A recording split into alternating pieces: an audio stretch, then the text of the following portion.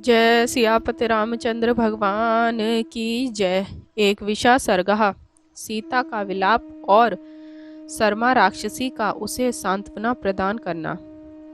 सा सीता तच्छिरो दृष्ट्वा विललाप्यात्येक्षणः हा हतास्मि महाबाहो वीरव्रतम नुव्रत। विशाल नेत्रा सीता उस कटे सिर को देखकर विलाप करते हुए कहने लगी, हे महाबाहो, हे वीर व्रतधारी, हाय मैं मारी गई। दुखाद दुखम प्रपत्राया मग्राया शोक सागरे यो हि ममुध्यत्रास्तु सोऽपि त्वं विनिपातितः। दुख के पश्चात दुख प्राप्त कर मैं तो पहले ही शोक सागर में डूबी हुई थी। आप मेरा उद्धार करने को उद्यत हुए सो आप भी मारे गए। साधु घात्य मां क्षिप्रम रामस्योपरि रावण सामान्य पतिम पतन्या कुरु कल्याणमुत्तमम्। हे रावण, राम के पश्चात मुझे भी मारकर राम के ऊपर डाल दे और इस प्रकार पति को पत्नी से मिलाकर यह उत्तम काम और कर डाल। इति सा दुख संतप्ता विललाप्याते क्षणः भर्तु शिरो धनुस्त्र समीक्ष चा पुनः पुनः एवं लालप्य मानायाम सीताया तत्र राक्षसः अभिचक्राम भ्रात्रम निकस्तः कृतांजलि। दुख से संतप्त विशाल नेत्रा सीता पति के कटे हुए सिर और धनुष को देखकर इस प्रकार विलाप कर ही रही थी कि इतने में रावण की सेना का एक राक्षस वहां आया और रावण के समीप हाथ जोड़कर खड़ा हो गया। विज स्वार पुत्रेति सो अभिवाद्य प्रसाद्य चाह निवेद्यदनु प्राप्तम प्रहस्त वाहिनी पतिम अमात्यो सहिते सर्वे प्रहस्त समुपस्थिता तेन दर्शन कामेन अहम प्रस्थापितः प्रभो। आर्यपुत्र, आपकी जय हो। ऐसा कहकर उसने रावण का अभिवादन किया और रावण को प्रसन्न कर उसने निवेदन किया, हे प्रभु, सेनापति प्रहस्त सब मंत्रियों सहित उपस्थित हैं। वे आपके दर्शन करना चाहते हैं, इसीलिए उन्होंने मुझे आपके पास भेजा है।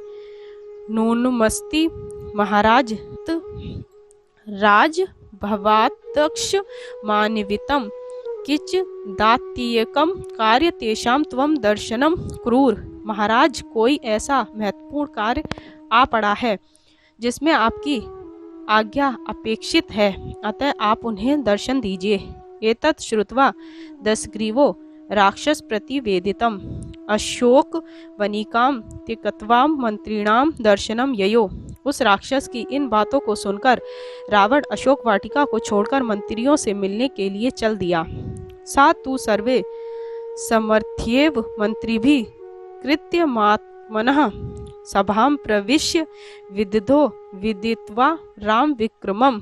मंत्रियों के परामर्श से सब कार्यों का निश्चय कर रावण सभा में गया और वहां श्री राम के बल विक्रम के संबंध में सोच विचार कर उसने आवश्यक प्रबंध करवाया। अंतर्धानम तु तशीर्ष तच्छ कर्म कमुत्तमं जगाम रावणस्येव निर्याण समंत्रितम। उधर रावण के अशोक वाटिका से प्रस्थान करते ही राम का कटा हुआ वह सिर और धनुष भी गायब हो गया। सीताम तो मोहिताम दृष्ट्वा राक्षसेन्द्रेण दुखिताम आश्वास्यामास तदा सरसा मृदु भाषिणी। अत्यंत दुखी सीता को राक्षसराज द्वारा धोखे में डाली हुई देखकर मृदु भाषिणी शर्मा ने सीता को आश्वासन प्रदान किया। समाश्वासी विदेहि मभूते मनसो व्यथा न शक्यम सौप्तिकम कर्तु रामस्य विदितात्मनः। हे सीते, धैर्य धारण कर तू अपने मन को दुखी मत कर। सदा सावधान रहने वाले राम को कोई सोते हुए नहीं मार सकता। हंता पर बलोघानाम चिंत्य बल पौरुषः न हतो राघवा श्रीमान सीते शत्रु निर्भरणा। हे सीते, शत्रु सैन्य को मार भगाने वाले तथा अचिंत्य बल पराक्रम से युक्त शत्रुहंता श्री राम मारे नहीं गए। न विवेव वानरा हंतु शक्या पादपयो धिनः सुरा देवर्ष विवेव रामेण ही सुरक्षिता। जिस प्रकार देव श्रेष्ठ इंद्र द्वारा रक्षित देवताओं को कोई मार नहीं सकता, उसी प्रकार श्री राम द्वारा रक्षित और वृक्ष रूपी अयुद्धों से लड़ने वाले वानरों को भी कोई मार नहीं सकता। अयुक्त बुद्धि कृत्येन सर्वभूत विरोधिना इयं प्रयुक्ता रौद्रेण मया मया विना त्वयि। भ्रष्ट बुद्धि तथा भ्रष्ट कर्म वाले और प्राणी मात्र के विरोधी मायावी क्रूर रावण ने तुझे धोखे में डालने के लिए यह छल प्रपंजल रचा था।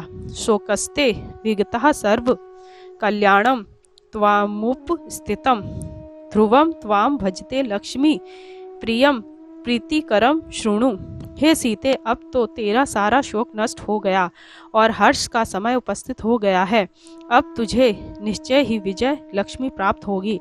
अब तू एक अत्यंत प्रिय बात सुन। दृष्टो में परिपूर्णार्थ काकुतस्था स लक्ष्मणः सहिते सागरांतरस्थिते बले तिष्ठन्ति रक्षिता। मैंने स्वयं देखा है कि परिपूर्ण मनोरथ श्री राम लक्ष्मण सहित समुद्र तट पर ठहरे हुए हैं और उनकी सेना उन्हें घेरे हुए उनकी रक्षा कर रही है। रावणम समरे हत्वा न चिरादेव मैथिली तव्या समग्र प्रियया सुखारो लपश्यते सुखम। हे मैथिली, युद्ध में रावण को मारकर श्री राम शीघ्र ही तुझे प्राप्त कर सुखी होंगे।